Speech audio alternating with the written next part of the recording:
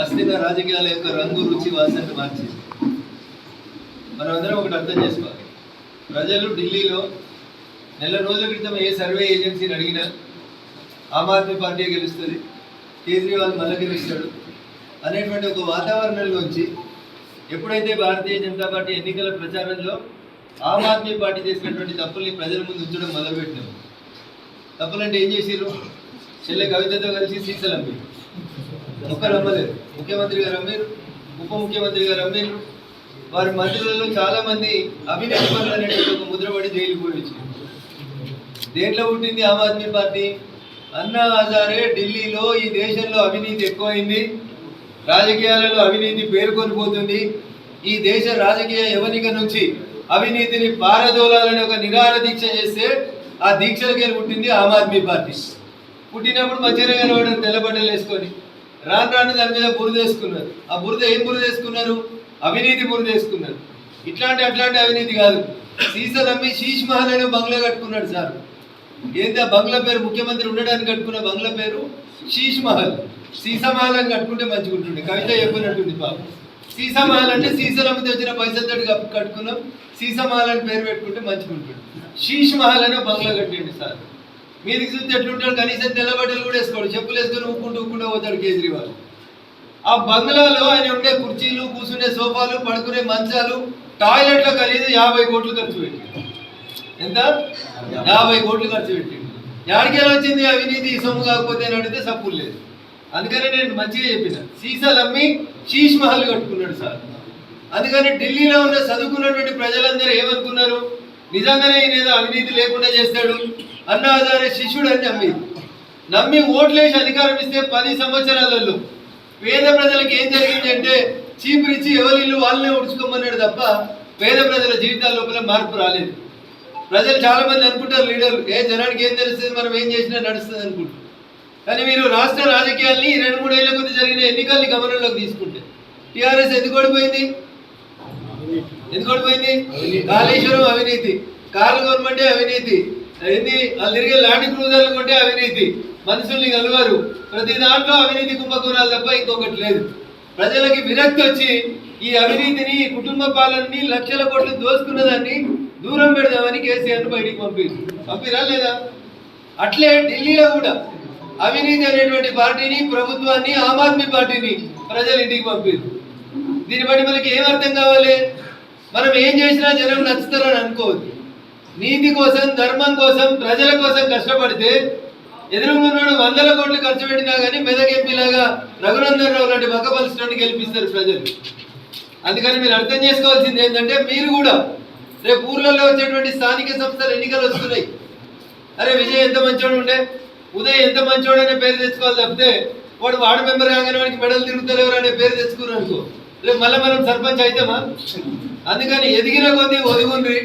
భారతీయ జనతా పార్టీదే భవిష్యత్తు. 27 సంవత్సరాల తర్వాత ఢిల్లీ పీఠాన్ని కైవసం చేసుకున్న భారతీయ జనతా పార్టీ లక్ష్యం నెక్స్ట్ దక్షిణ భారతదేశం తప్పితే ఇంకొకటి కాదు. ఈ దేశంలో అవినీతి మచ్చ అంటకుండా దాదాపు 3 సార్లు ముఖ్యమంత్రిగా, 3వసారి ప్రధానమంత్రిగా ప్రమాణ స్వీకారం చేసి ఈ దేశంలో ఏదైనా అసాధ్యమైంది ఉందంటే దాన్ని సాధ్యం చేస్తాడనేటువంటి పేరు ఎవరికి ఉందంటే అది ఒక గౌరవనీయులు, మన నాయకుడు, ఈ దేశ ప్రధానమంత్రి నరేంద్ర మోడీ గారికి ఉంది. ఆ పార్టీలో పనిచేస్తున్నందుకు మనం అందరం కూడా గర్వపడాలి. ఒకప్పుడు దేశంలో బీజేపీ 2 సీట్లు గెలిచిందని ఎక్కిరిస్తే ఆ రెండిట్లో 1 సీటు తెలంగాణకి గెలిచిన వాళ్ళు, అవునా? అప్పుడు ఇంకో సీటు గుజరాత్లో గెలిచిరు. ఆ గుజరాత్ ఇలా 7వసారి వరుసగా బీజేపీ గెలిచింది. మరి తెలంగాణలో బీజేపీ గెలవాలా వద్దా? గెలవాలంటే మనందరి చేతుల్లో ఉంది. అవినీతి మరక లేకుండా ఒక గొప్ప నాయకుడు నరేంద్ర మోడీ గారి నాయకత్వంలో సీసాలు లేవు, సారాలు లేవు, మద్యం లేదు, కుంభకోణం లేదు, కాళేశ్వరం లేదు, అవినీతి లేదు. అవినీతి మట్టిని అంటకుండా పేదల కోసం పనిచేస్తున్నటువంటి పార్టీ భారతీయ జనతా పార్టీ. ఇందాక అంజిరెడ్డి గారు చెప్పినట్టు ఈ ఎమ్మెల్సీ పరిధి లోపల 7 ఎమ్మెల్యేలు గెలిపించింది పార్టీకి ప్రజలు. 4 ఎంపీలు గెలిచారు. 4 ఉమ్మడి జిల్లా కేంద్రాలలో 4 ఎంపీలు గెలిచిన బీజేపీ నుంచి. కాబట్టి రేపు మనం ఎమ్మెల్సీ గెలవాల్సినటువంటి అవసరం ఉందనేది యువకులందరూ కూడా అర్థం చేసుకోవాలి. గుట్టు వచ్చింది వాళ్ళకి, ఒక్కసారి పెట్టలేడు గాడిద గుట్టు. ఇలా 2025 అసెంబ్లీ ఎన్నికలలో కాంగ్రెస్కి వచ్చిన సీట్లు 0. 2024లో పార్లమెంట్ ఎలక్షన్లు అయినాయి. ఢిల్లీలో 7 పార్లమెంట్ సీట్లు ఉంటాయి. కాంగ్రెస్ పార్టీకి వచ్చింది మళ్ళా గదే గాడిద గుట్టి వచ్చింది. 7 ఎంపీలు బీజేపీ వాళ్ళే గెలిచింది. 2024-25 కాదు, ఇంతకుముందు ఒకసారి ఎలక్షన్లు అయినాయి కదా. 2019లో పార్లమెంట్ ఎన్నికలు అయినాయి. 2019 పార్లమెంట్ ఎన్నికలలో 7 ఎంపీలకు 7 ఎంపీలు ఎవరు గెలిచినంటే బీజేపీ గెలిచింది. కాంగ్రెస్కి ఎన్ని వచ్చినాయి? గాడిద గుట్టి వచ్చి 2019 పార్లమెంట్ తర్వాత 2020లో అసెంబ్లీ అయింది. అప్పుడు కూడా కాంగ్రెస్కి 0 సీట్లే వచ్చినాయి. ఏమొచ్చింది కాంగ్రెస్కి? గాడిద గుట్టి వచ్చింది. అంతకంటే ముందు 2014లో పార్లమెంట్ ఎలక్షన్స్ అయినాయి. నరేంద్ర మోడీ గారు మొట్టమొదటిసారి ప్రధానమంత్రి అయ్యాడు. అప్పుడు కూడా ఢిల్లీలో 7 సీట్లు ఉంటే 7 ఎవరు గెలిచిరు?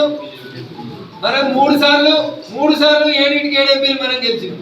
ఇది మన చరిత్ర. వాళ్ళ చరిత్ర 3వ సారి కూడా గాడిద గుడి పెట్టినటువంటి చరిత్ర.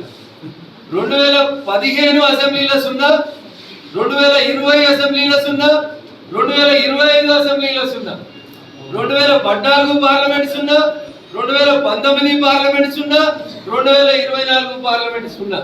ఇక వాళ్ళు ఢిల్లీలో కూర్చొని కథలు చెప్తారు. అందుకని దయచేసి మీరు అందరూ కూడా ఆలోచించారు. ఈ దేశంలో కాంగ్రెస్ ఖతమైపోయింది. నరేంద్ర మోడీ గారు కలలు కన్న కాంగ్రెస్ ముక్త భారతదేశానికి 3 అడుగుల దూరంలో ఉన్నాం. ఎన్ని అడుగులు? 1 తెలంగాణ, 2 కర్ణాటక, 3 హర్యానా. ఈ 3 జాగాలలో 3 అడుగులు పెడితే కాంగ్రెస్ ముక్త భారతదేశం అవుతుంది.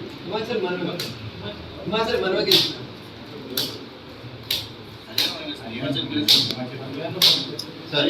హర్యానా కాదు, హిమాచల్ ప్రదేశ్ కాంగ్రెస్. సో మొత్తానికి 3 అడుగులు వేయాలి. ఎందుకంటే వామనుడు ఏమడిగిండు? 3 అడుగుల జాగా అడిగిండు. ఇలా భారతీయ జనతా పార్టీ కార్యకర్తలు ఏమడగాలి? 3 అడుగుల జాగా అడిగితే 125 సంవత్సరాల చరిత్ర ఉన్న కాంగ్రెస్ పార్టీ కంప్లీట్ గా కాంగ్రెస్ ముక్త భారతం అనేటువంటి నరేంద్ర మోడీ గారి కల్లా నెరవేరాలా వద్దా? ఇన్ని చేస్తున్నాడు, ఏమి చదవగాదు ఈ దేశంలో అని అనుకుంటే జిఎస్టీ కాదంటే జిఎస్టీ తెచ్చిండా? ఆర్టికల్ 370 రద్దు చేయడం ఎవరితోటి కాదు అన్నారు. అయిందా కాదు? రామ మందిరాన్ని బీజేపీ ఓట్ల కోసం వాడుకుంటుంది, కట్టలు ఉన్నారు. కట్టినవా కట్టలేదా? చాలా మంది రామ మందిరం చూసిరా చూడలేదా? రోజు కోట్లలో జనాలు వస్తుంటే కుంభమేళ చేస్తా ఉన్నాం. చేస్తున్నావా లేదా? ఆడ కూడా కోడిగుడ్డు మీద ఈగలు మీకు దురదృష్టం. కొంతమంది తొక్కిసలాటలు చనిపోయిన మాట వాస్తవం. చనిపోలేదని మనం అబద్ధం చెప్తలేదు. 100,000 కాదు. హైదరాబాద్ జనాభా 1,30,00,000. రోజు కోట్ల మంది ఒక కుంభమేళ దగ్గరికి వస్తే పొరపాటున ఒక రోజు తొక్కిసలాట జరిగింది జరగలేదు అంటే తప్పులు ఒప్పుకుంటున్నాం. మరి అయిందా? మౌని అమావాస్య రోజు ఒకటే రోజు 6 కోట్ల మంది వచ్చారు. ఎంతమంది? అరే మనం పెళ్లి అయితే 1000 మంది అయితే అన్నం సరిపోక ఆగమవుతాం, నీళ్లు లేక ఆగమవుతాం. 6 కోట్ల మంది ఒక దగ్గర జమైతే మొత్తం తెలంగాణ కంటే 1.5 రెట్ల జనాభా ఒక దగ్గరికి వచ్చింది. ఒక మెదక్ జనాభా కాదు, మొత్తం తెలంగాణలో ఉన్న జనాభా 4 కోట్లు అనుకుంటే ఒక మౌని అమావాస్య రోజే 6 కోట్ల మంది వచ్చారు. అయితే మీరు అర్థం చేసుకోవాల్సింది, అదేదో తెలంగాణ అంత పెద్ద జాగాకు రాలేదు, చిన్న కుంభమేళ జరిగే ప్రాంతానికి వచ్చింది. అయినా అక్కడ డబుల్ ఇంజన్ సర్కార్ యోగి గారి నాయకత్వంలో కొద్దిగా ఇన్కన్వీనియన్స్ జరుగుతుంది. ఇందాక నేను చెప్పిన 1000 మందితో లగ్గం చేస్తేనే ఒకసారి ఇస్తారు అందది, ఒకసారి గ్లాస్ అందది, ఒకసారి నీళ్ళు అందది, వాష్ బేసిన్ కాడ క్యూ పెరుగుతుంది. ఇన్ని అసాధ్యాలైనటువంటి పనులని సుసాధ్యం చేస్తున్నటువంటి పార్టీ నాయకుడు నరేంద్ర మోడీ గారు. ఆయన అడుగుతుంది మనల్ని 3 అడుగులు మంచిగా ఈ రోడ్డు ఏద్దామా వద్దా? 14 నెలలలో రేవంత్ రెడ్డి గారి కాంగ్రెస్ సర్కార్ దాదాపు 8,000 మంది రిటైర్డ్ అయితే ఒక్కరికి కూడా రిటైర్మెంట్ బెనిఫిట్ ఇయ్యలేదు కాంగ్రెస్ సర్కార్. నేను కరీంనగర్లో నిన్న చెప్పిన ఒక డిఏ ఇచ్చిందని చెప్పి కిందికి వచ్చి కార్లో కూర్చుంటే నాకు 10 మంది చెప్పారు, సార్ డిఏ ప్రకటించారు కానీ డిఏ పైసలు ఇంకా మాకు రాలేదు సార్ అని చెప్తున్నారు. ప్రకటించిన ఒక్క డిఏ పైసలు కూడా ఇంక ఇవ్వలేదు రేవంత్ రెడ్డి. ఇక ఇది కాంగ్రెస్ పాలన.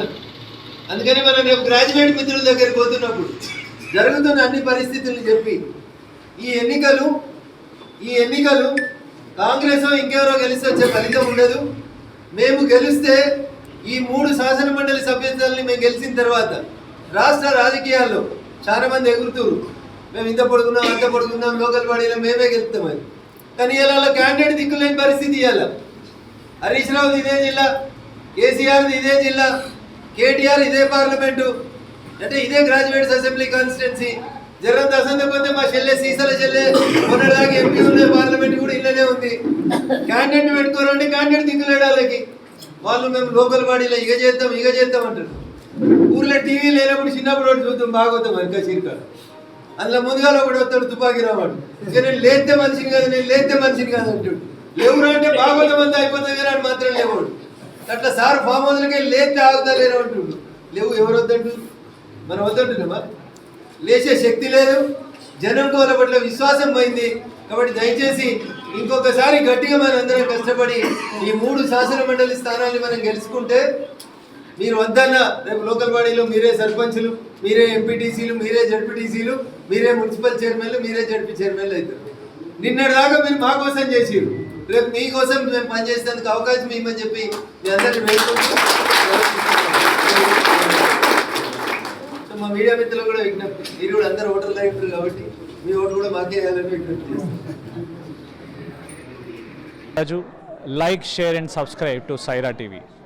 Oh, Saira!